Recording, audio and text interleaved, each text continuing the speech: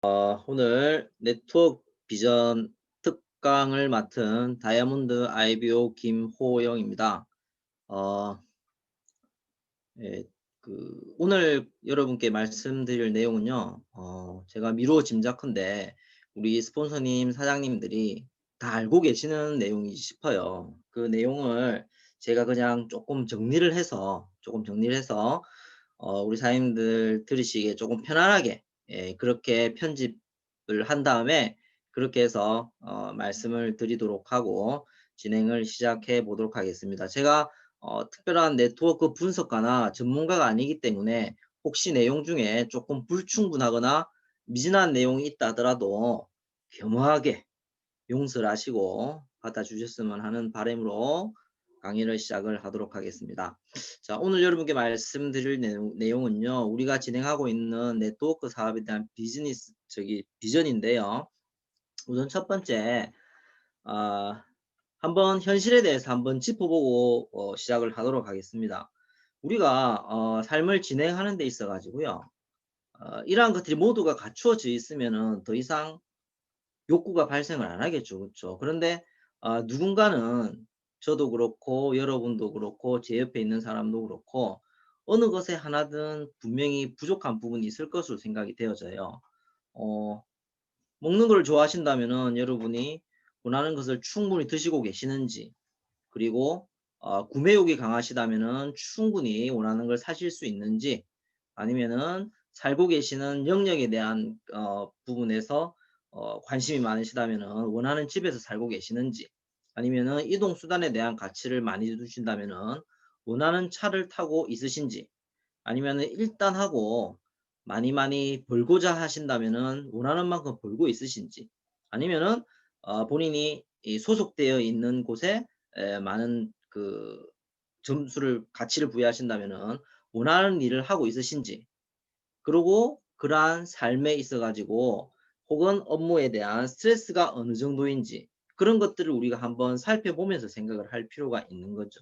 왜냐하면은 제가 다 놓고 말씀드릴 수가 있는데, 어 저도 그렇습니다마는 우리 스폰서님, 사장님들이 제가 간단하게 언급드렸던 이 7가지에 대해서 모두가 충족되어 있으신 분들은 저는 정말 없다고 생각이 들거든요. 그리고 원하는 것을 얻는다 하더라도 이 7가지를 동시에 만족하는 것, 그리고 만족하며 사시는 것은 사실상 많이 불가능하다고 저는 생각이 되어집니다. 그래서 대다수는 제가 말씀드렸던 이러한 7가지에 대해서 부족분을 대부분 가지고 계실 거라고 저는 생각을 하거든요.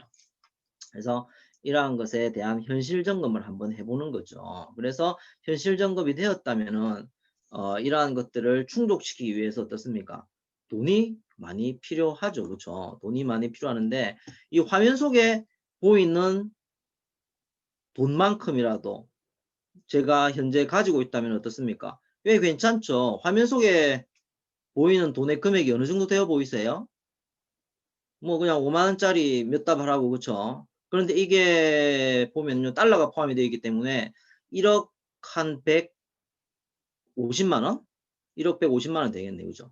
이 화면 속에 보이는 돈이 작아 보이지만 이게 무려 1억 150만 원이에요.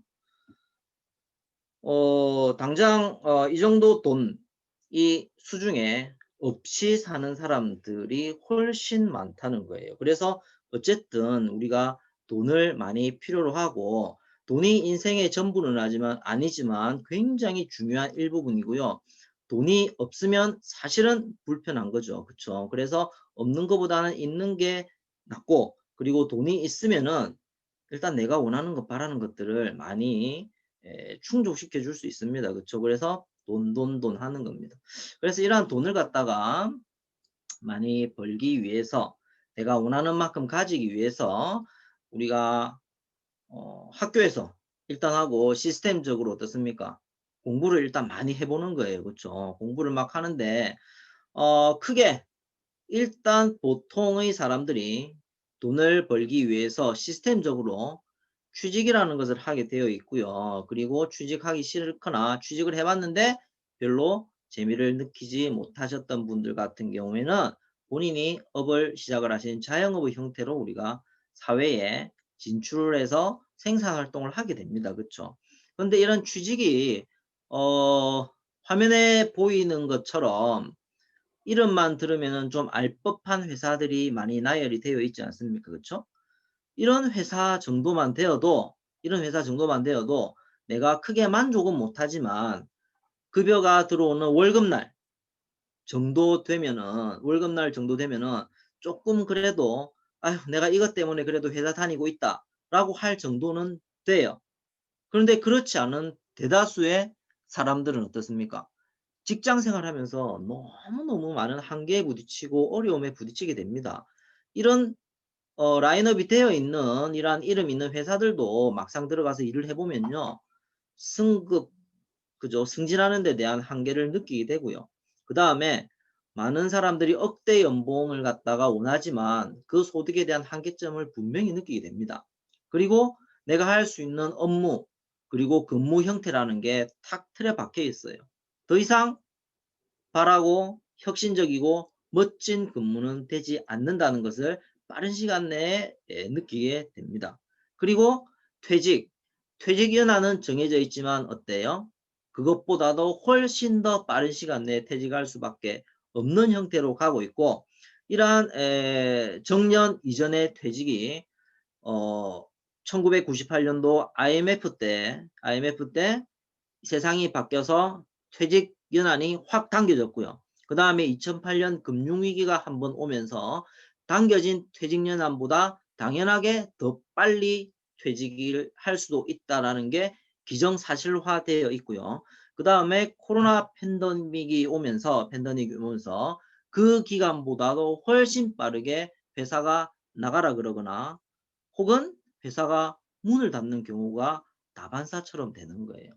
그래서 그때는 정해진 시간에 나를 퇴직시키지 않고 그것보다 좀 빨리 퇴직을 시키면 다소 불편했었어요. 그렇죠? 그런데 오늘날은 어떻습니까? 그게 아니고 내 회사가 계속 있기만 바라는 그러한 시대가 되는 거예요. 취직을 해가지고 이제 직장에 다니는 사람들은 또 이런 어려움에 부딪히고 자영업자들 같은 경우에는 지금 현재 매우 심각합니다. 상황이 좋았을 때 그러니까 좋았다기보다는 코로나 이전의 시대에도 자영업은 첫 해에 자영업 시작하면 90% 이상이 거의 다 실패를 하게 됩니다. 이거는 확률 게임이에요. 왜냐하면 경험도 부족하고 자금도 부족하고 나는 자영업이란 거를 어려서부터 해보지 않았기 때문에 여러 가지 면에서 실패를 경험을 하게 됩니다. 그런데 정말 대한민국에 지금 꽤 잘 된다는 몇 군데 빼고는 코로나로 인해 가지고 자영업자들이 정말 엄청나게 폐업이 속출하는 것 같아요. 문 열고 있는 가게들도 그 정말로 버티고 있을 뿐이지 대안이 있다면 그 사람들 다 그만둘 것 같아요. 실제로는. 어쨌든 이러한 두 가지의 큰 틀, 취직과 자영업의 형태로 우리가 돈을 벌기 위해서 생산활동을 시작을 하게 되는데 이러한 것들도 어떻습니까? 뒤에 보시게 되면은 이 돈의 흐름 사분면으로 우리가 살펴보면은 참 이게 더덥다라는 것을 한 번 더 살펴볼 수가 있어요. 이 그림은요. 여러분들 잘 알고 계시는 것처럼 로버트 기요사키라는 분 아시죠? 그죠? 부자 아빠, 가난한 아빠 시리즈를 어, 출간한 그 저자이신데 이 저자에 의해서 언급된 돈의 흐름 사분면을 보시게 되면 크게 딱 중간을 나누어서 좌측 분면과 우측 분면으로 나눌 수가 있고요. 그리고 그것을 다시 중간을 탁 가로질러서 좌우측, 좌하측, 좌상측, 좌하측, 그 다음에 우상측, 우하측 이렇게 나눠서 얘기를 할 수 있는데 좌측은 있잖아요. 어쨌든 앞서 얘기했던 직업을 가지고 있는 사람, 취직을 해야 되는 사람들, 그리고 자영업을 하는 사람들이에요. 그리고 우측은 본인이 직접 사업을 소유하고 있는 사람, 혹은 그 이상으로 투자하는 사람들이에요. 그래서 이 같은 경우에는 여기 말씀하신 것, 저기 언급된 것처럼 좌측 분면에는요, 5%의 부를 95%가 가지려고 노력하는 분면이에요. 반대로 우측 분면은요. 95%의 부를 5%의 사람들이 나눠 먹는 분면이에요. 자, 다음 페이지에 가서 조금 더 디테일하게 우리가 한번 살펴보도록 하겠습니다. 자, 좌측을 앞서 말씀드렸던 노동소득 영역, 그리고 우측을 자산소득 혹은 권리소득 영역이라고 하는데, 좌측 분면은요, 직접적인 노동의 대가로 발생하는 수익 영역으로, 이 영역에 있는 사람들은요, 일을 하지 않으면 수익이 발생하지 않습니다. 그러니까 어때요? 돈을 벌려면 계속적으로 일을 해야만 하는 영역이 되겠고, 우측에 있는 자산, 권리, 소득 영역은요, 시스템에 의해서 발생하는 수익, 즉 시스템을 구축해 놓으면은, 혹은 놓은 사람들에 한해서는 어때요? 일을 하지 않아도 그 시스템이 나를 위해서 계속 돈을 벌어줄 수 있는 그러한 영역이라고 말씀을 드릴 수 있어요. 그래서 미루어 짐작컨대 이 그래프를 당장 보기만 봐도 어떻습니까? 좌측보다는 우측이 우리의 삶에, 나의 삶에, 나의 바람에 훨씬 유리하다는 것을 우리가 짐작을 해 보실 수가 있잖아요. 그렇죠? 그런데 모든 것이 있잖아요. 우리 삶이라는 게 통계를 벗어날 수가 없습니다. 여기서 보게 되면요. 굉장히 많은 사람들이, 거의 한 70%의 사람들이, 인구 중 우리 전체 인구의 한 70%의 사람들이 이 봉급 생활자 영역에 들어갑니다. 그리고 그 밑에 자영업자 혹은 전문직 종사자 영역에 있는 사람들이 있잖아요. 조금 한 많은, 그것보다는 조금 덜한 사람들이 이 영역에 포함이 된다고요. 근데 일반적으로 이제 봉급 생활자들 같은 경우에는 65세의 이후 삶에 있어 가지고 있잖아요. 돈도 부족합니다. 없다고 보는 게 맞죠. 그렇죠? 그렇고 시간도 없어요. 그러니까 일을 계속 해야 됩니다. 그리고 건강은 서서히 나빠지기 시작을 했는데, 자기 몸이 망가지고 있음에도 불구하고 어때요? 이 부지불식간에 이제 자기 건강이 나빠지고 있는데 그걸 인지하지 못하는 경우예요. 그런데 여기 자영업자나 전문직 종사자 같은 경우에는요. 65세 이후의 삶에 돈은 조금 있을 수 있어요. 그런데 일을 계속 해야만 합니다. 반대로 얘기하면 일을 하지 않으면 돈을 못 버는 거예요. 그러니까 어때요? 시간은 없죠. 그리고 자기 몸 망가지는 줄 모르고 돈이 조금 되다 보니까 어떻습니까? 계속적으로 업장에 나갈 수밖에 없죠. 그러니까 어때요? 건강은 심각하게 망가지는 형태로 가는 그러한 것들이 이 영역이 되겠고, 그 다음에 어, 이 우측에 있는 사업가 영역과 투자자 영역 같은 경우에는요. 65세 이후의 삶은 돈도 많고요. 그리고 시간도 많아요. 그리고 심지어 이 사람들은 또 건강해요. 그러다 보니까 여유도 있어요. 그리고 이 사람들은 자기를 위해서 쓰다 못해서 어떻습니까? 남을 위해서 쓰는 기부 활동도 해요. 이 사람들. 그리고 자아 실현을 하다 보니까 이 사람들은 행복하기까지 하죠. 완전히 이 중심을 딱 나눠 가지고 좌측과 우측이 극단으로 갑니다, 실제로. 그런데 이럴 수밖에 없는 이유가 아까 제가 앞에서 말씀드렸던 것처럼 전체 돈의 5%를 무려 95%의 사람이 나눠 먹으려고 싸우는 영역이 좌측 영역이에요. 반대로 우측 영역은 전체 돈의 95%를 갖다가 겨우 5%의 사람이 나누어서 가지는 영역인 거예요. 이게 첨예하게 다른 패턴이라고 우리가 살펴볼 수가 있겠죠. 그렇죠? 이러한 것들은 다음에 보시는 그래프에서도 우리가 확인을 해볼 수가 있습니다. 이 그래프는 어떤 걸 또 얘기를 하는가 하면요. 자, 빨간색 선 같은 경우는 이제 소득이라고 보시면 될 것 같고요. 그 다음에 이 점선으로 된 것, 이것이 이제 인구예요. 인구고, 그 다음에 중하위, 평균, 중상위, 상위로 나눠놓은 것은 실력이라고 우리가 보시면 되겠습니다. 자, 그렇다면 이 그래프를 해석하는 방법은, 자, 평균을 한번 보실까요? 평균. 실력이 평균인 사람들이 모여있는 영역의 인구는 어떻습니까? 엄청나게 많죠. 엄청나게 많은데 이 사람들이 받아갈 수 있는 소득은 어떻습니까? 적거나 그거보다 조금 많거나. 그러니까 어떻습니까? 실력이 평균인 사람들이 이 세상에는 제일로 많은데 이 사람들이 받아가는 소득이 겨우 이거라는 거예요. 그런데 실력이 상위에 있는 사람들 한번 보세요. 실력이 상위에 있는 사람들은 숫자도 훨씬 적죠. 그런데 받아가는 거는 훨씬 많잖아요. 앞서 얘기했던 95%와 5%의 논리가 여기에서 확인이 되는 거예요. 그러니까 어떻습니까? 실력이 있으면 있을수록 경쟁자는 자꾸 적은 거예요. 그런데 받아가는 소득은 어떻습니까? 점점점 많아지게 되는 것. 그래서 우리 보통 사람들이 어떻습니까? 그냥 조금 쉬운 말로 그런 말들 하죠. 인생이 적자라는 말을 하죠. 인생이 적자. 그것도 뒤에 이제 제가 확인을 시켜 드릴게요. 왜 인생이 적자인지. 자, 다음으로 말씀드리는 것은 이게 여러분들 학교를 다니셨을 때 배운 적이 있으시겠습니다마는 이게 통계거든요. 통계 곡선인데 아랫부분에 직선으로 쫙 나가 있는 거를 산술급수라고 여러분들이 생각을 하시면 되고요. 그 다음에 어느 정도 쫙 그러다가 위로 촥 뻗는 곡선을 기하급수 곡선이라고 생각하시면 돼요. 그리고 아랫부분에 이제 좌에서 우로 진행되는 직선을 시간이라고 생각하시면 되고, 아래에서 위로 올라가는 직선을 수입이라고 생각하시면 되는데, 산술급수는 있지 않습니까? 시간과 수입이 일정한 공식에 의해 가지고 증가하는 거예요. 그 증가는 노동의 투여, 시간의 투여에 의해 가지고 수입이 발생을 하기 때문에 투여하지 않으면 수입이 주는 그러한 곡선을 얘기를 하는 겁니다.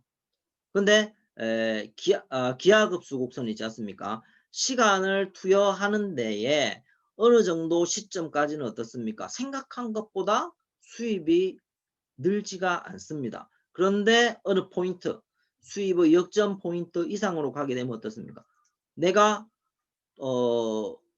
투입하는 노동 이상보다 기대하는 수익이 더 많아지게 되는 거예요. 그래서 기하급수는요, 모두가 원하는 수입 곡선이 되겠죠. 그렇죠? 모두가 원하는 수입 곡선이 되겠고, 산술급수는 모두가 알고 있는 곡선인 거예요. 그런데 많은 사람들은 어때요? 산술급수 곡선에 의해 가지고 수입을 창출하고 있습니다. 왜? 산술급수 곡선은 아쉽게도 어때요? 시간을 조금 투자하면은 나에게 조금의 수입이 되거든요. 그런데 기하급수는 어떻습니까? 시간을 많이 투입해도 수입의 역전이 일어나는 포인트까지는 어때요? 나한테 수입이 그렇게 많이 발생을 안 하거든요. 그러니까 사람들은 어떻습니까? 조금 기다렸다가 나중에 10억을 보는 그러한 일이 있는데 그것은 불확실하잖아요. 그러니까 당장 확실한 오늘 노동을 제공하면은 내일 돈을 주는 그러한 일에 사람들이 몰입할 수밖에 없는 거예요. 이게 우리가 알고 있는 수입 곡선이 되겠습니다. 그렇죠? 이 곡선만 봐도 여러분들 이제 기하급수 곡선에 많이 매진하셔야 되겠다는 그러한 생각은 드시잖아요. 그렇죠? 그래서 이러한 네트워크 마케팅을 얘기를 할 때에 우리 네트워크 마케팅 사실은 수입이 어떻습니까? 정해져 있지도 않습니다. 언제 내가 바라는 수입이 들어온다는 것도 정해져 있지 않습니다.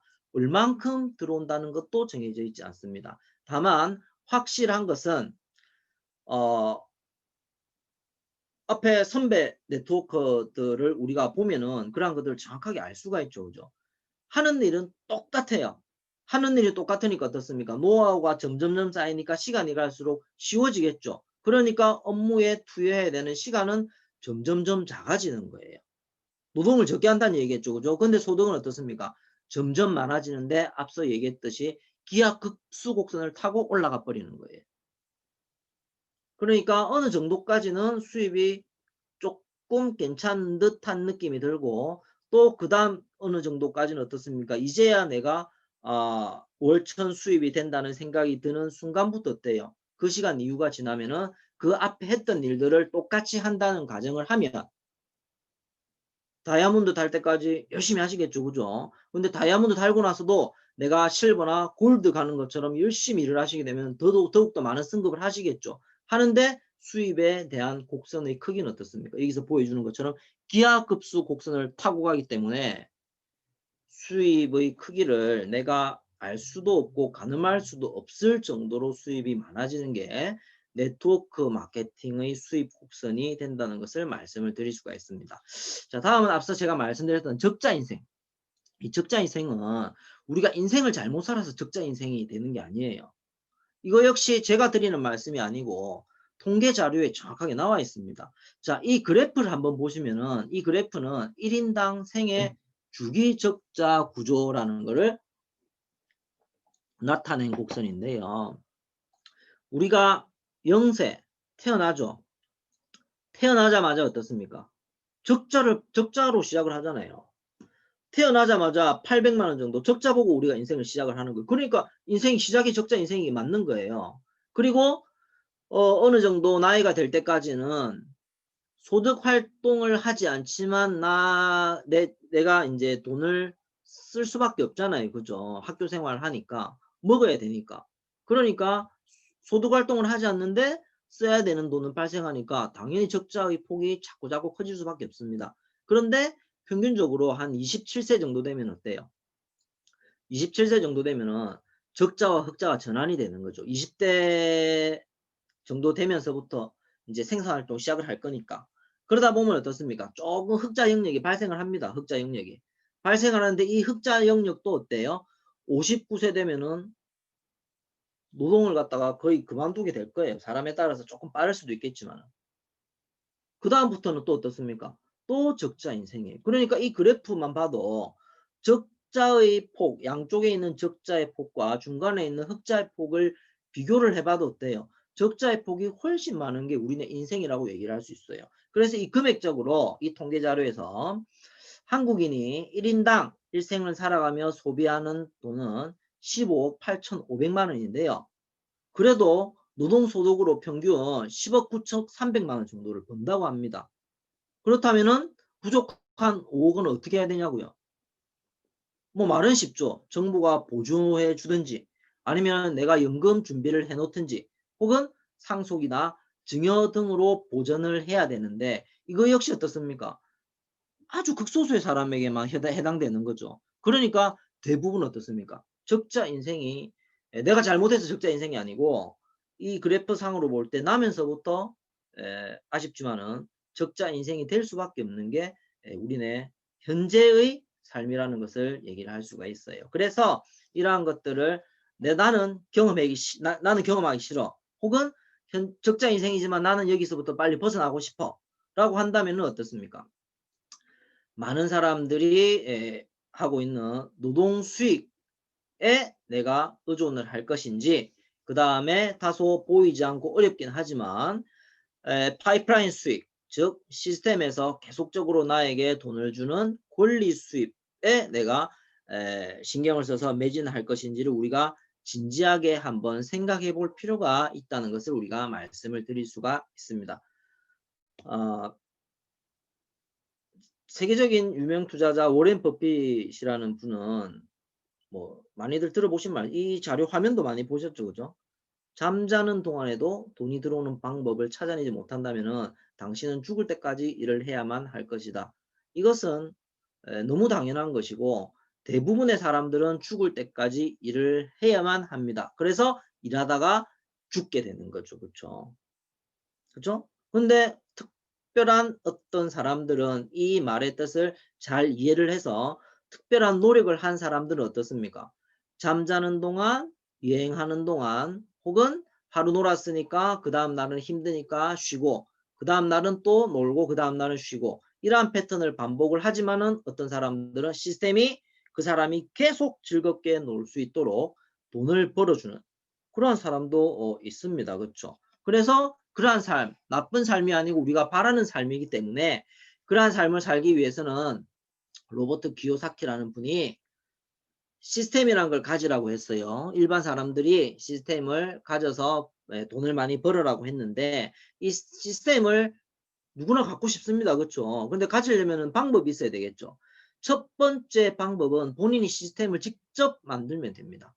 쉬운 말로 기업을 만들면 됩니다. 삼성 같은 회사, 맥도날드 같은 회사, 스타벅스 같은 회사를 만들면 되는데 이것은 사실은 매우 어려운 방법이죠. 그 다음에 두 번째로 갖추어진 시스템을 사는 방법이 있습니다. 그렇죠? 완벽한 시스템을 갖춘 프랜차이즈를 사는 방법인데 이거 역시 너무 당연한 거죠. 근데 프랜차이즈로 성공을 하려고 하면 성공 확률이 높은 프랜차이즈를 사면 되는데 성공 확률이 높은 프랜차이즈일수록 가맹 비용이 매우 높다고 합니다. 그래서 가맹비가 20억 정도가 넘으면요 성공률이 95% 정도 된다고 해요. 근데 20억이 아무나 다 있습니까? 그렇지 않잖아요. 그래서 세 번째, 보통의 사람들이 부자가 되기 위해서는 시스템에 참여하는 거예요. 이것은 네트워크 마케팅밖에 없다고 말씀을 하시네요. 그렇죠? 그래서 이러한 네트워크 마케팅 사업은 필요한 것들을 갖다가 시스템화 시켜놓고 있기 때문에 여기에서 우리가 접속을 해서 매진을 하면은 괜찮은 대안이 된다라는 것을 로봇 기요사키라는 분이 말씀을 하십니다. 그렇다면 여기에서 제시하신 네트워크 마케팅이 어떤 건지에 대해서 편안하고 가볍게 살펴보도록 하겠습니다. 자, 네트워크 마케팅은요. 나로 인해서 제품을 쓰는 사람들이 점차적으로 늘어날수록 성공하는 일, 즉 나로부터의 유통망을 구축하는 일이 네트워크 마케팅이라고 정리를 해 놓으셨습니다. 그래서 이러한 네트워크 마케팅이 어떻게 나로부터 유통망이 구축되는지를 보시면은 네트워크 마케팅의 메커니즘이 이런 형태로 만들어집니다. 처음에 제품을 애용을 하고요. 그 제품이 괜찮다면은 제품에 대한 감동을 받습니다. 그렇죠? 그리고 제품에 대한 감동을 받았으면은 이걸 누군가에게 내가 자랑을 하고 싶고 전달을 하고 싶잖아요. 그렇죠? 그래서 정보 전달 단계를 가고요. 정보 전달 단계에 가게 되면은 그 사람도 나와 같은 제품을 갖다가 구매해서 애용을 하게 되겠죠. 그죠? 그래서 이러한 단계로 체험 마케팅에서 구전 마케팅으로 발전을 하고요. 이 구전 마케팅이 네트워크 마케팅으로 발전을 하게 되는 형태예요. 그래서 이 세 가지는 사실은 같이 진행이 된다고 보시면 되는 거예요. 그래서 네트워크 마케팅은요. 체험 마케팅과 구전 마케팅을 포함한 유통망을 구축하는 그러한 것들을 네트워크 마케팅이라고 할 수가 있고 이러한 메커니즘 속에서 우리가 네트워크 마케팅이 진행이 된다 보시면 되겠습니다. 자, 다음으로는 이 네트워크 마케팅이라고 하면 역사도 우리가 한번 살펴보죠. 미국 네트워크 마케팅과 한국 네트워크 마케팅의 역사를 살펴볼 건데요. 우선적으로 미국부터 보시게 되면은 이 네트워크 마케팅 일단 미국에서 시작이 되었고 미국에서 건너왔고 전 세계적으로 미국에서 가장 활발하게 사업이 진행되어 가고 있는 나라이기 때문에 간단하게 살펴보시게 되면은 1910년도에 직접 판매 협회가 설립이 되었고 그로부터 20년 후에 하버드 대학생의 졸업 논문을 통해서 네트워크 마케팅의 기초 이론이 만들어졌네요. 그리고 그로부터 다시 11년 후인 1941년에 뉴트리라이트 건강식품 회사가 본격적으로 도입이 됩니다. 이 회사는 훗날 아메이사의 흡수가 되게 되는 건강보조식품 회사가 되겠습니다. 그리고 1956년에 샤클리 화장품을 기점으로 번성을 하고 1958년도에 에이본 화장품이 시판되고요. 그리고 1959년도에 아메이사가 설립이 되는데 이 아메이사가 아무래도 수상하다고 여겨져서 1975년도에 미 연방거래위원회가 아메이를 갖다가 고발하게 됩니다. 그죠? 사기다 이거예요. 어떻게 제품을 전달하는데 이게 돈이 되고 사업이 되냐 이거예요. 사기다 이거지. 근데 1979년도에 아무리 조사해봐도 사기가 아니라는 것을 얘기를 하면서 아메이사가 승리를 하게 됩니다. 그래서 본격적으로 1982년도에 선라이더사가 창립이 되고 그 회사가 세계 최대 건강식품 회사로 성장을 하고 92년도부터 유통과 통신, 보험, 서비스 분야에까지 네트워크 마케팅이 확대되어서 오늘날까지 굉장히 활발하게 사업이 진행되는 게 미국 네트워크 마케팅의 역사가 되겠고 한국 같은 경우에는 올림픽 1988년도가 지나면서 전 세계에 있는 좋은 것들은 우리가 다 받아들이는 형태로 진행이 됩니다. 그런데 받아들이게 될 때 어떻습니까? 좋은 거를 갖다가 받아들여서 성장시키는데 사실 시간이 많이 걸리죠. 근데 나쁜 건 어떻습니까? 굳이 배우지 않아도 빨리 우리가 알 수 있잖아요. 그죠? 그러다 보니까 어떻습니까? 네트워크 마케팅 급성장에 따라서 1993년도에는 피라미드 구조의 업체 관계자들이 많이 구속이 되고요. 그러다 보니까 뭔가 기준이 있어야 되겠다 해서 1995년도에 방문 판매법이라는 걸 한번 만들어 보는 겁니다. 그런데 우리가 1990년대 후반 97년, 98년 IMF가 오죠. 그죠? 그러면서 전체적으로 한번 확 주저앉아 버립니다. 그죠? 근데 주저앉았다 보니까 어때요? 이 하나의 직장, 내가 현재 정년까지 뼈를 묻을 거라고 들어왔던 직장이 답이 아니구나라는 걸 갖다가 전 국민이 알게 되는 거죠. 그러면서 이제 투잡, 쓰리잡, 사이드잡에 눈을 돌리기 시작을 하면서 2002년도 월드컵 때 분위기 좋아지면서 어떻습니까? 네트워크 마케팅이 2003년도에 정점 한번 찍는다고 하네요. 그래서 정점 한번 찍어서 네트워크 마케팅이 돈이 되고 생각했던 것보다 훨씬 괜찮고 이러다 보니까 어떻습니까? 너도 나도 마케팅 네트워크 마케팅 회사가 막 여기저기 우죽순 생겨나는 거예요. 그러다 보니까 앞서 말씀드렸듯이 어떻습니까? 좋은 거를 발전시켜야 되는데 나쁜 거를 빨리 배우게 되는 거죠. 그러다가 불법 다단계가 기승을 부리면서 네트워크 마케팅 이미지가 아주 엄청 박살나는 겁니다. 실제로. 그러면서 어때요? 다시 한번 2008년도 글로벌 경제위기 여파로 우리 경기가 다시 한번 침체의 위기에 들면서 다시 한번 투잡, 쓰리잡, 사이드잡에 대한 중요성이 다시 강조가 되어지고 이때부터는 어떻습니까? 이제 우리 요즘 많이들 하는 언택트, 그죠? 온라인으로 사업을 하는 게 가능하다. 그것도 괜찮다. 실제로 나쁘지 않다. 이런 것들이 이제 현실화되고 확인되면서 어때요? 오늘날에 이르기까지 네트워크 마케팅이 빠른 속도로 그리고 대단히 가파른 성장세를 갖는 그러한 형태가 오늘날의 한국 네트워크 마케팅의 역사가 되겠습니다. 자, 일반 유통구조는 많이들 보셨던 단계인 것 같아요. 일반 유통구조는 회사에서 그러니까 일반 제조사에서 만든 제품이 나에게 올 때까지 어때요? 중간중간 거치는 단계가 많죠. 종판, 대리점, 도매, 소매를 거치면서 중간에서 자꾸 돈을 붙여 먹어요. 그래서 나는 실제로 200원짜리, 100원짜리 물건을 1000원 정도 주고 사게 되고요. 그리고 내가 좀 더 스포트라이트 받는 신제품, 좋은 제품을 사려면 어떻습니까? 일반 회사에서 화장품 회사 같은 거 있죠. 비싼 광고 모델 쓰는 거예요. 막 10억, 20억씩 하는 광고 모델 써가지고 제품 판촉하는 거예요. 근데 아무 상관이 없죠. 왜? 광고비 10억, 20억 하는 거 어디다가 증가합니까? 소비자들한테 다 갖다 붙이잖아요. 아무 상관이 없는 거예요. 그 우리는 어때요? 전지현이 혹시 삼성동에 건물을 사지 못할까봐. 그죠? 이영애가 요즘 방송에 잘 안 나오지만은 혹시 그 여자가 먹고 사는 게 힘들까봐 그 제품 계속 사주는 거죠. 그렇죠? 근데 우리 네트워크 마케팅은 어때요? 그게 별로 좋지 못하다. 현명하지 못하다.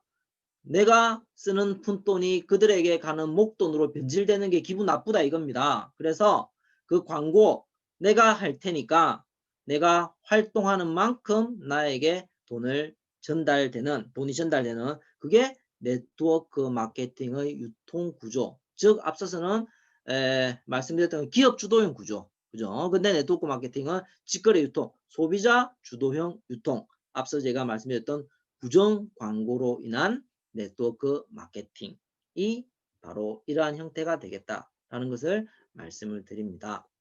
그래서 이러한 네트워크 마케팅은 사실 우리나라에 들어온 게 그렇게 오래지 않았습니다. 오래지 않았지만 굳이 패러다임을 나누어서 얘기를 해보면은 4세대 정도까지를 나누어서 얘기를 해볼 수가 있는데 제일 첫 번째 단계 같은 경우에는요. 이게 뭔지도 잘 모르는 거예요. 사실은.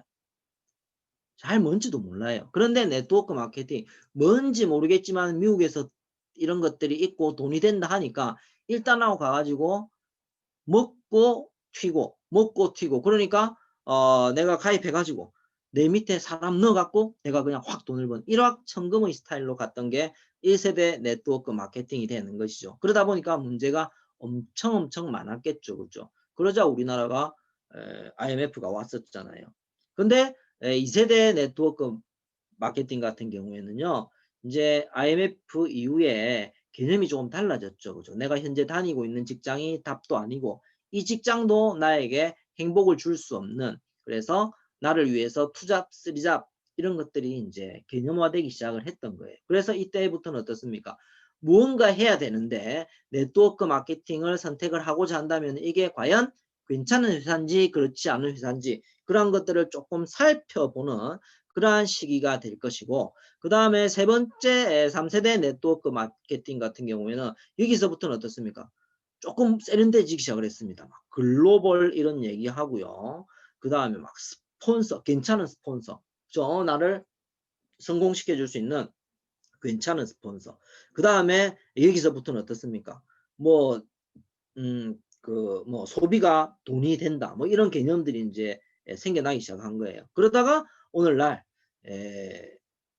그리고 오늘날 이후부터는 이 4세대 네트워크 마케팅 같은 경우에는 네트워크 마케팅 자체가 사업이 아니고 이것은 마치 플랫폼의 형태로, 그죠? 누군가와 누군가 혹은 무언가와 누군가 혹은 무언가와 무언가를 연결시켜주는 플랫폼의 형태로 가는 그러한 아주 첨단 산업, 그리고 이 사업을 하기 위해서는 좀 교육이 바탕이 되어야 된다는 것, 그 다음에 보상 플랜이 좀 더 확실해져야 된다는 것. 그런데 속을 들여다보니까 너무나 심플한 멤버십을 확장시키면 되고 그 멤버십으로 인해서 어떻습니까? 마일리지가 누적되는 그런 굉장히 심플한 구조인데 이 사업에서 성공을 하기 위해서는 어떻습니까? 특별한 조직을 갖추면 되는데 이 특별한 조직이 어때요? 우리 류표 같은 경우에는 확 두 줄로 내려가는 바이너리.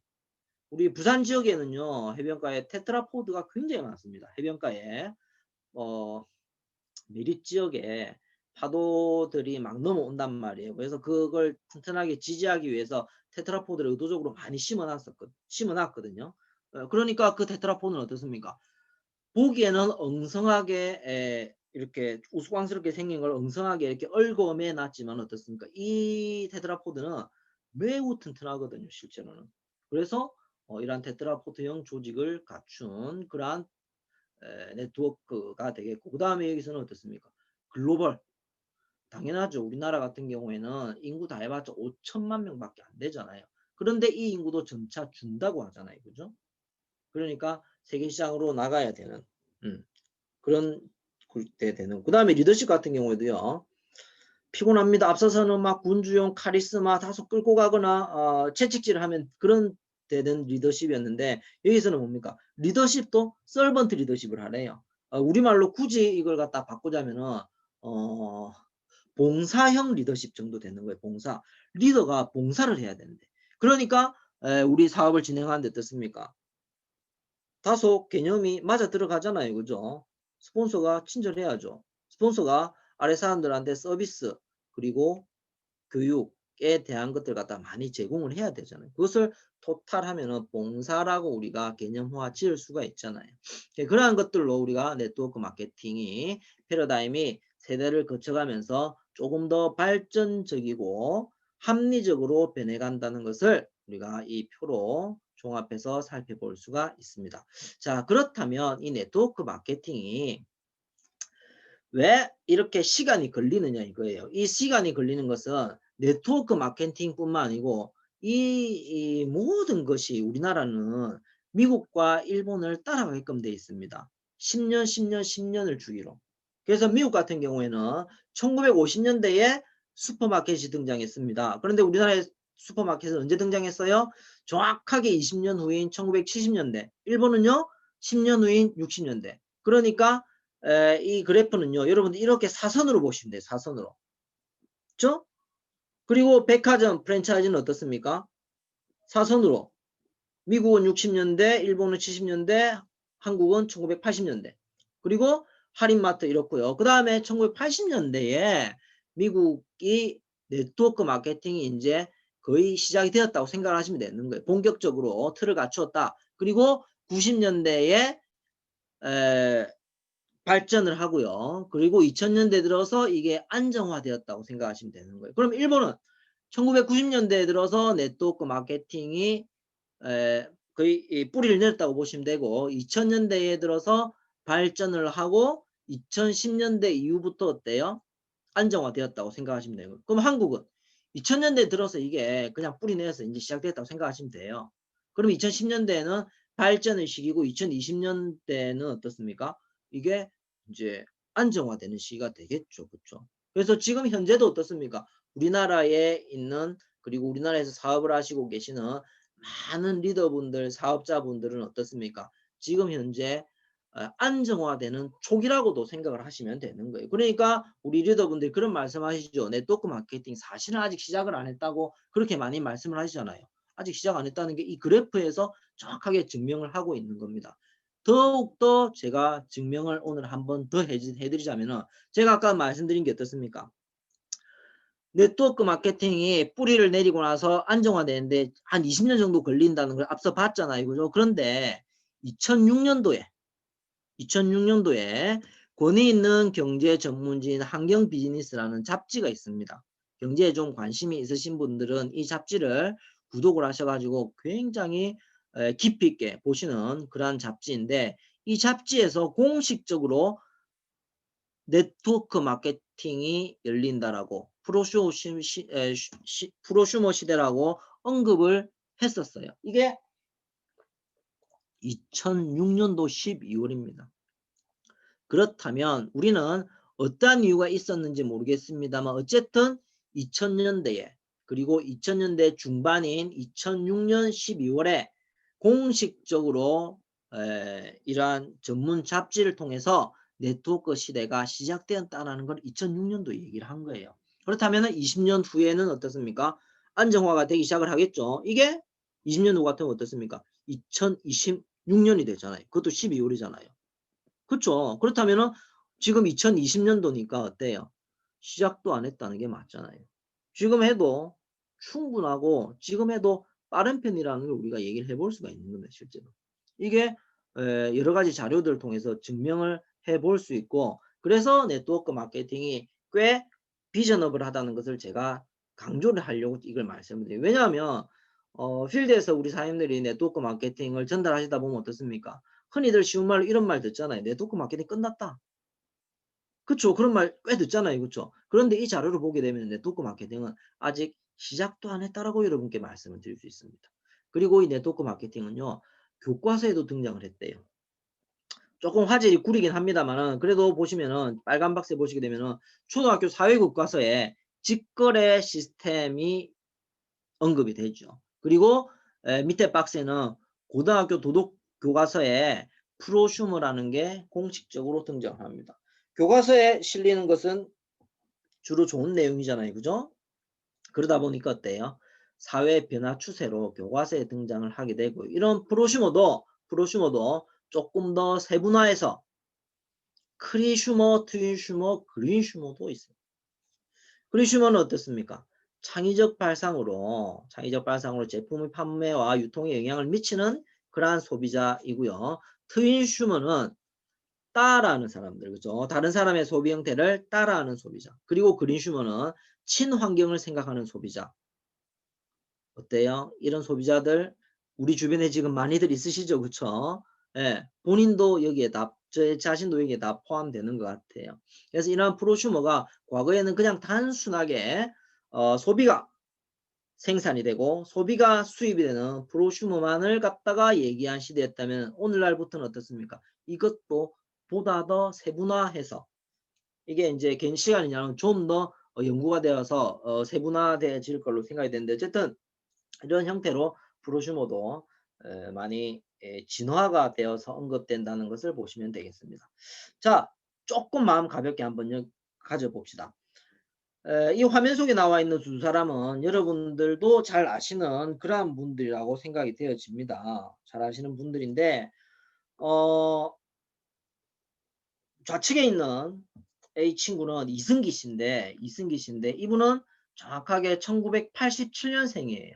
그러니까 올해로 34살이 되겠네요. 그죠? 그리고 우측에 있으신 분은 영화배우 김광규 씨인데 이분은 정확하게 1967년생입니다. 그러니까 이분이 이 사진은 뭐 조금 이제 제가 그거 한다고 찍은 사진인데 이 사진이 주는 의미는 2020년대에 34살의 사람과 1970년대에 34살의 사람을 비교한 거예요. 같은 34살이라고 보기에는 두 사람의 몽따주 차이가 너무 많이 나지 않습니까? 좌측에 있는 이승기 씨 같은 경우에는 같은 34살인데 아이처럼 보이잖아요. 근데 우측에 있는 김광규 씨 같은 경우에는 34살인데 어떻습니까? 매우 늙어 보이잖아요. 단지 헤어스타일 때문만은 아니지 않습니까? 이거 도대체 왜 그런 것 같아요? 김광규 씨가 약을 잘못 먹었을까요? 아니면 이분이 굉장히 험하게 살았을까요? 아니면 어디 월남전에 갔다 와서 그럴까요? 그냥 단순하게 우리가 보면 이 사람은 그냥 늙어 보이는가 보다. 이 사람은 젊어 보이는가 보다. 이렇게 생각하기 쉬운데 이것도 이유가 있습니다. 이것도 이유가 있습니다. 다음 한번 보실까요? 어떤 이유가 있냐면요. 이것도 인구 통계학적인 관점에서 이유를 찾아볼 수가 있습니다. 1970년도에 34살인 김광규 씨는 본인이 34살이니까 이 그래프 상으로 보게 되면 30대에 포함이 되어 있죠. 30대는 이 인구 비례로 볼 때 어떻습니까? 어른에 포함됩니까? 아이에 포함됩니까? 매우 어른에 포함되죠. 왜냐하면 4, 5, 60대 이상의 인구가 매우 적잖아요. 그러니까 사회 전반적인 인구 구조로 봤을 때 30대임에도 불구하고 어떻습니까? 어른에 포함되어 있는 거예요. 그것도 좀 나이가 더 많이 들어있는 늙은 어른에 포함되어 있습니다. 그런데 2020년도를 보십시오. 34살 어떻습니까? 내 위로 어른이 훨씬 많죠. 그러니까 2020년도에 34살은 아이의 영역에 포함이 되는 거예요. 이게 10년, 20년, 30년 후가 되면 훨씬 더 심각할 거예요. 그리고 이러한 자료들을 갖다가 뒷받침하는 것을 우리나라가 아니고 유엔에서 연령 기준에 대한 정립을 다시 한번 해버렸어요. 자, 미성년자는 17세까지 똑같습니다. 그런데 청년의 나이를 갖다가 무려 65세까지 연장을 해놨어요. 18세에서 65세까지가 청년이에요. 그러니까 만으로 60세. 청년이 환갑잔치 벌일 수 있습니까? 없습니까? 그러니까 환갑잔치 벌이면 혼나죠. 머리에 피도 안 마는 게 잔치 벌인다고. 깔린 게 60인데 어디다 잔치 벌이냐고 그러잖아요. 그리고 66세에서 79세까지가 중년인데 이거 역시 어떻습니까? 잔치 벌이려면 저기 눈치 봐야 됩니다. 누구 눈치 봐야 됩니까? 노년과 장수 노인 눈치를 봐야 되는 거예요. 이 정도 레벨에 좀 들어가야 내가 이제 좀 산다, 살았다. 이제 아파도 당연하다라고 하는 것이지 청년이 아프면 이상하잖아요. 중년이 아프면 어색하잖아요. 이 정도 사람들의 수명이 연장이 되었기 때문에 유엔이 보다 못해가지고 평생 연령 기준을 갖다가 재정립해서 오늘날 건강에 대한 포커스가 너무너무 많이 맞춰지게 되는 거예요. 그리고 오늘날 우리 세대를 살아가는 많은 사람들 뭐 저만 해도 그렇게까지 아직 스마트폰에 많이 의존을 하면서 살고 스마트폰이 없으면은 불편하기보다는 막 조금 더 편안한 생각이 많이 드는 그러한 사람인데 이 포노사피엔스라는 이러한 인류가 학계에서 등장을 했어요. 이 포노사피엔스는요. 스마트폰과 호모사피엔스의 합성으로 스마트폰을 마치 자신의 신체 일부처럼 사용하는 인류로 Z세대에 포함하는 영역이래요. 인류래요. 이 사람들은 1980년대 이후에 태어난 사람들. 그러니까 오늘날 어떻습니까? 30대 이하의 사람들이 호모사피엔스 인류라고 우리가 얘기를 해볼 수 있습니다. 그런데 이것을 굳이 나누는 이유는 이 사람들이 잘못된 인류라는 게 아니고 이 사람들이 생산 활동에 들어오고 소비 활동을 하게 되는 시장은 즉 다른 말로 하게 되면 새로운 생존 조건을 제시를 한다는 거예요. 호모사피엔스가. 그래서 다음 페이지에 이런 호모사피엔스가 가지고 있는 시장은 어떤 시장이냐? 낭비가 부가되는 시장, 움직이면서 소비하는 시장, 가상세계가 비즈니스가 되는 시장, 온라인 오프라인이 결합하는 시장, 그리고 스펙이 아닌 실력으로 결정하는 시장, 그리고 한국이 아닌 전 세계가 무대가 되는 시장으로 발전하는 게 호모사피엔스 시장이라고 우리가 얘기를 할 수가 있고, 이러한 시장을 우리가 잠시나마 우리가 확인을 했으면 어떻습니까? 그들에게 시장 영역을 우리가 맞추어서 사업을 해야 되지 않을까라는 것을 우리가 생각을 해볼 수 있다는 거죠. 자, 지금 어떻습니까? 앞서 얘기했다시피 온 오프라인이 결합하는 시장이라 그랬죠. 그런데 지금 현재 우리가 그 시장에 들어와 있잖아요. 제가 30대가 아닙니다. 여러분이 지금 현재 40대, 50대인 분들 이 자리에 다 계시잖아요. 그럼에도 불구하고 지금 현재 어떻습니까? 우리 온라인에 지금 들어와서 같은 시간에 지금 무언가를 하고 있잖아요. 그렇죠? 미래의 먹거리를 위해서. 이 줌이라는 것도 어떻습니까? 저도 사실은 이 줌을 알고는 있었지만은 우리 리뷰표 사업을 하면서 처음 사용해봐요. 근데 코로나 이전에는 이 줌 일일 사용자가 10,000명밖에 안 됐대요. 그런데 2020년 4월에 줌 하루 이용자가 50만 명이나 되고요. 지금은 어떻습니까? 이 숫자의 3배가 훨씬 넘는다고 하잖아요. 이런 거 예측할 수 있었으면 그때 당시에 어떻습니까? 올 초에 줌 주식을 좀 사놨으면 지금 재미나게 살 수 있을 텐데, 그죠? 그런 거 예측할 수 있는 능력이 저는 안 되니까. 어쨌든 이런 형태로 많은 사람들이 온라인, 오프라인이 결합되어 있는 툴에 접속하는 시장으로 이미 우리가 공부해서 그럴 것이다 라고 했는데 지금 불과 몇 개월 만에 그러고 있다는 것을 여러분께 말씀드릴 수 있습니다. 그래서 이 시대가 이러한 것들 특징을 지우기 위해서 뉴노멀, 우리말로 새로운 표준을 제시를 했어요.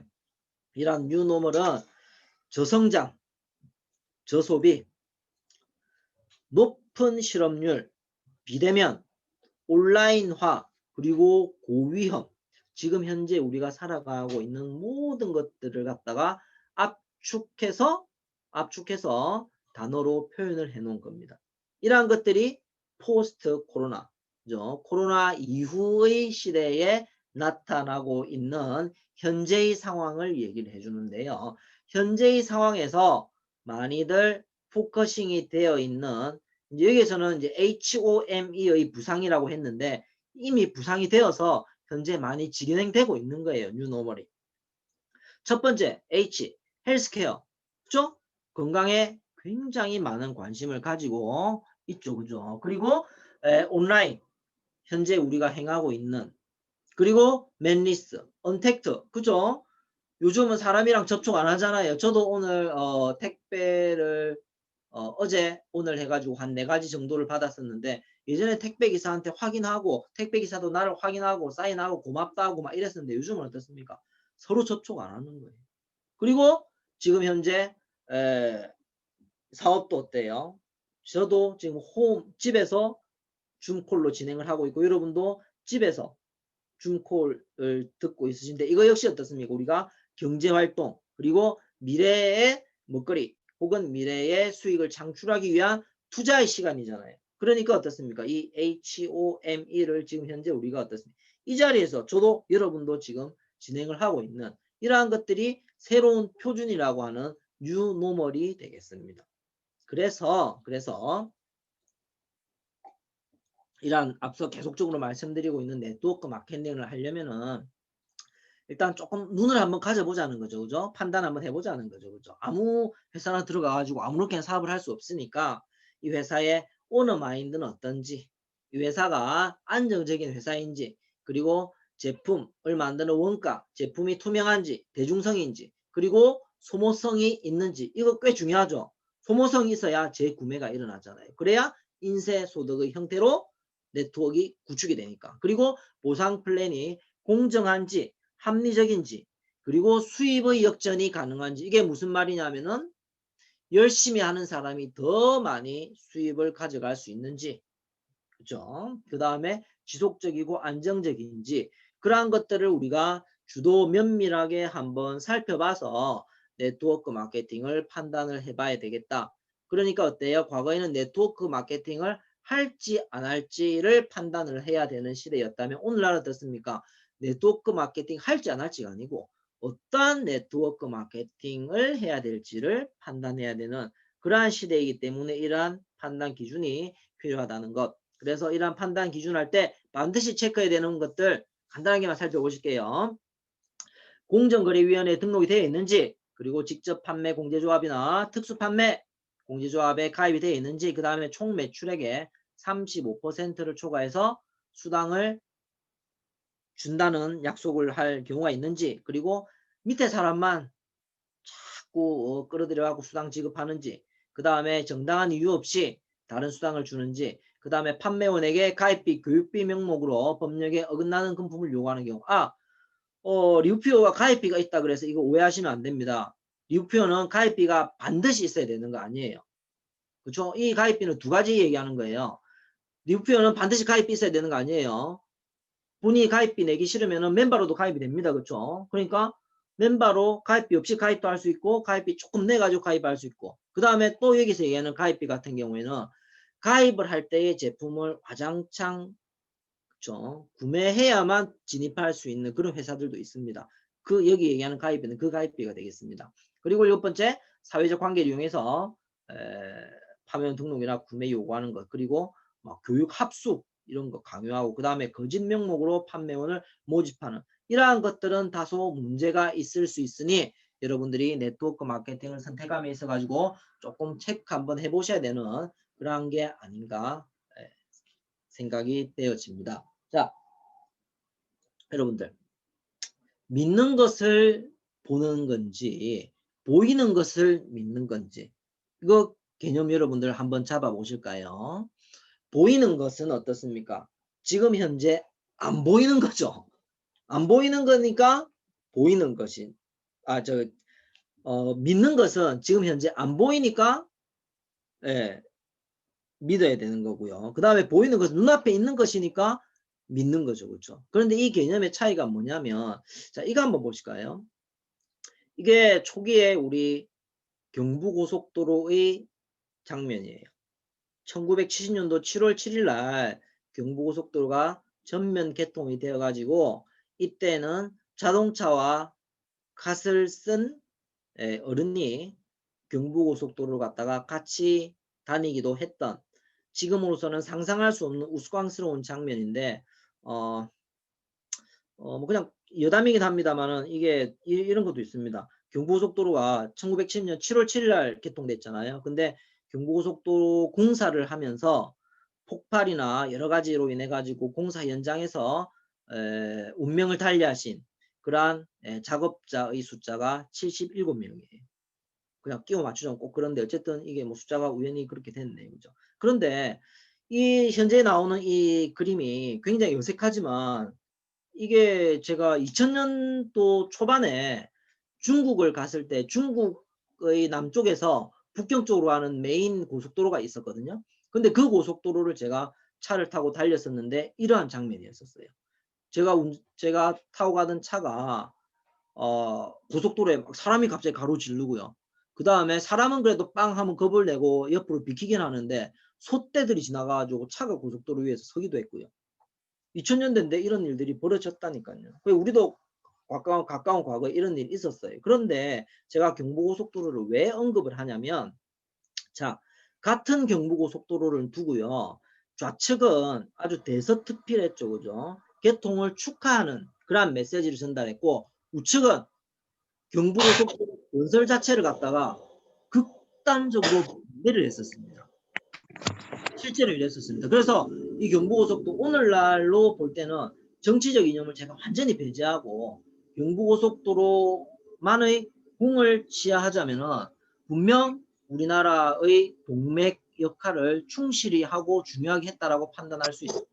그리고 경부고속도로가 있었기 때문에 우리나라 자동차 산업, 그리고 여러 가지 기관 산업, 그리고 중화학공업들이 이 라인 따라, 그리고 도시, 그래서 경부고속도로가 없었다면 이런 일이 안 일어났을 수도 있다라는 추측을 해봅니다. 그런데 이때 당시에 많은 정치인들, 그리고 대중을 선도하는 사람들은 경부고속도로를 갖다가 극단적으로 반대했었습니다. 왜냐하면 경부고속도로를 만들어 봤자 이 경부고속도로 위를 달릴 수 있는 자동차의 대수가 우리나라에 그렇게 많지 않았었거든요. 그러니까 어떻습니까? 경부고속도로를 만드는 것은 대한민국 1%만을 위한 유람로를 만든다고 그랬어요. 그들만을 위한, 그들이 놀러 다니는 길을 만든다고 그랬었어요. 어떤 돈으로? 젊은이들의 피와 땀의 대가가 무슨 말이냐? 그때에 월남의 파병을 했었단 말이에요. 그죠? 월남의 파병의 대가로 우리가 어떤 대가를 받았어요. 그 대가를 가지고 경부고속도로의 건설에 많은 돈을 사실은 투여를 했었다. 그러니까 어떻습니까? 너무너무 반대를 많이 했죠. 그런데 특별한 집단들은 어떻습니까? 끝까지 밉니다. 경부고속도로가 있으면 분명히 나라가 나중에 발전하고 나중에 평가를 달리 받게 될 것이다. 공적인 부분만 이제 치하를 하자면 그렇게 되는 것이죠. 그래서 제가 말씀드리는 게 반대했던 사람들은 보이는 것만 믿는 거예요. 근데 좌측에 있는 밀어붙인 사람은 어떻습니까? 믿는 것을 본 거죠. 또 하나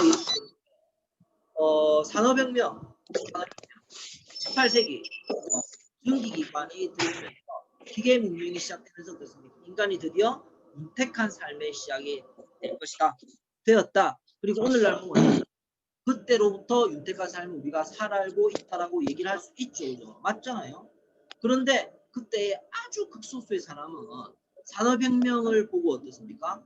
인류의 잠재적인 멸망이 시작되었다라고 얘기해요. 그때의 인류의 멸망을 본 사람이 거의 없었을 거예요.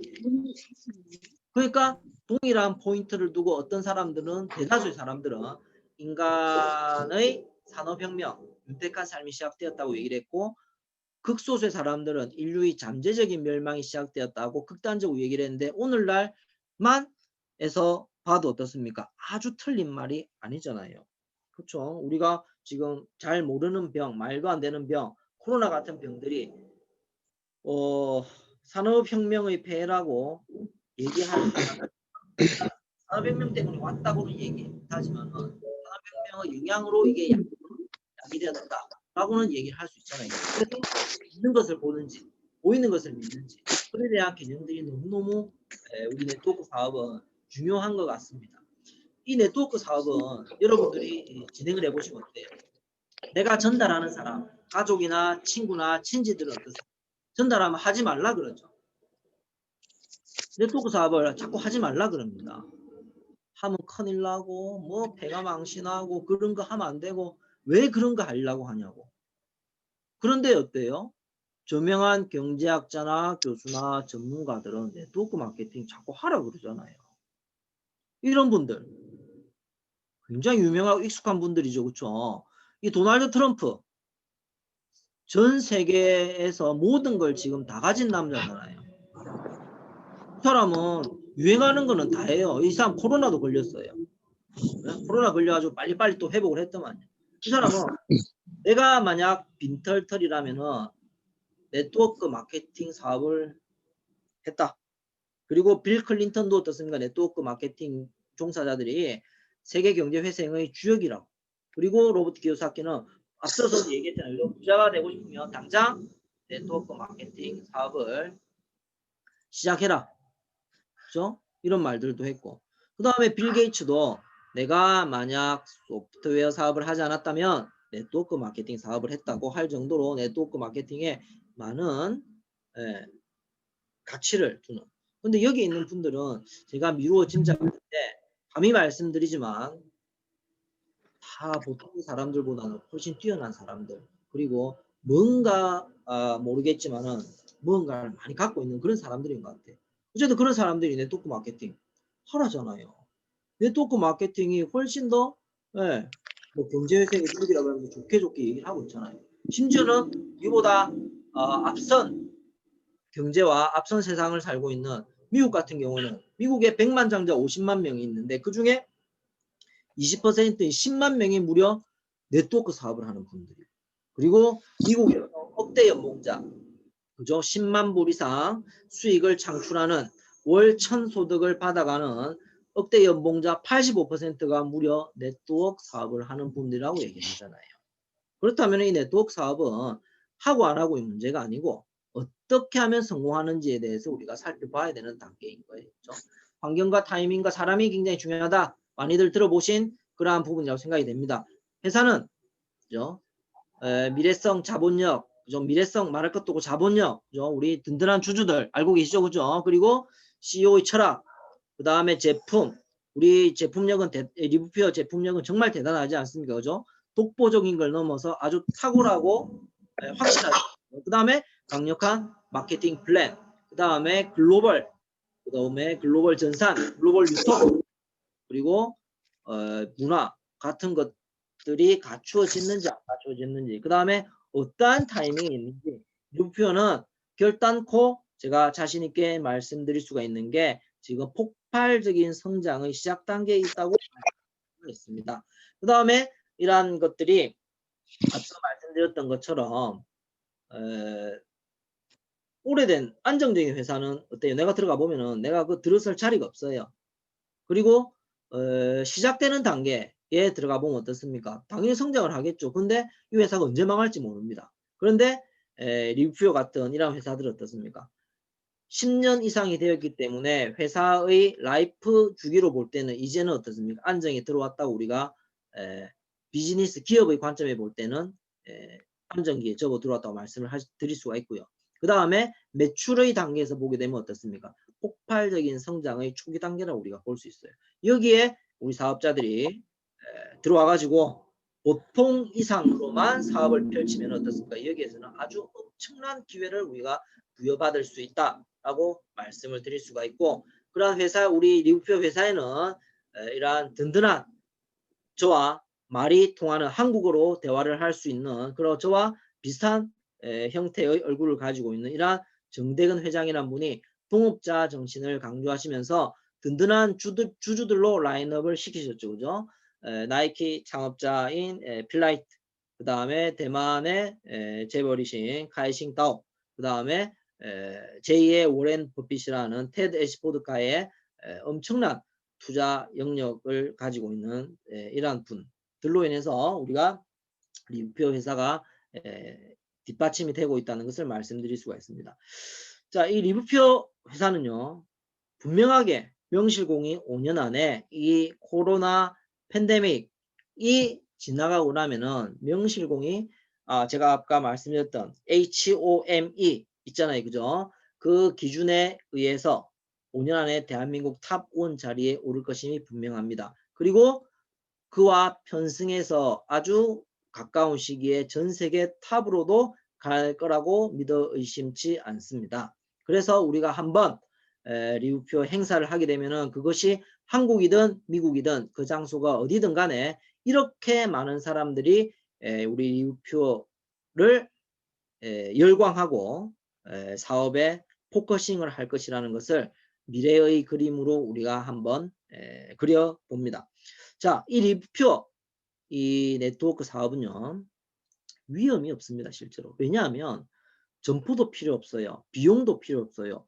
그러니까 위험하지도 않습니다. 그리고 진입 장벽도 없잖아요. 스펙도 필요 없잖아요. 그리고 언제까지 해라는 것도 없어요. 정년도 없어요. 그러니까 적은 비용으로 누구나 언제나 시작할 수 있고 오로지 나의 노력, 열정, 시간 투자만으로 성공 가능한 그러한 사업이 리뷰표 사업, 즉 네트워크 사업이라고 얘기를 할 수 있습니다. 그래서 우리 리뷰표는요, 내가 제품을 제조할 필요가 없습니다. 그리고 내가 제품을 개발할 필요도 없고요. 내가 원료를 찾으러 티벳까지 갈 필요도 없습니다. 그리고 내가 제품을 배송할 염려도 없고요. 내가 골치 아픈 세매 회계 처리를 할 필요가 없습니다. 그냥 함께 스폰서와 파트너와 함께 하기만 하면 되는 그러한 것이 리뷰표 비즈니스가 됩니다. 이러한 리뷰표 비즈니스는 시대적 유통 흐름과도 밀접하게 100% 연관이 되어 있습니다. 100세 시대를 사는 요즘에 농업혁명, 산업혁명, 인터넷혁명, 모바일혁명을 거쳐서 2020년대 건강혁명의 시대에 우리 리뷰표 제품군들은 정확하게 초점이 맞추어져 있는 그러한 회사라고 힘줘서 말씀을 드릴 수가 있습니다. 미래에 대한 걱정 때문에 오늘을 절대 망치지 마십시오. 성공의 반대는 실패가 아니라 그만두는 포기인 것입니다. 이제껏 여러분들이 열심히 사셨는데도 삶이 더 이상 나아지지 않는 느낌이 든다면 다른 선택을 하셔서 삶이 나아지게 하십시오. 잘 살아보고 싶다면 잘 살아보기 전까지는 절대로 포기하지 마십시오. 성공하고 싶다면 성공해보기 전까지는 포기하지 마십시오. 포기를 두려워하고 걱정할 시간에 끊임없이 도전하고 시도하십시오. 네트워크 비즈니스에 도전하십시오. 많은 분들의 삶이 현재 리뷰표 비즈니스를 통해서 나아지고 있습니다. 오늘 강의 여기서 마치도록 하겠습니다. 이 시간까지 강의 듣느라 경청해 주신 사업자, 사장님들께 깊은 감사의 말씀을 드리면서 강의를 마무리하도록 하겠습니다. 수고하셨습니다. 와, 우리 김호영 사장님 대박! 와!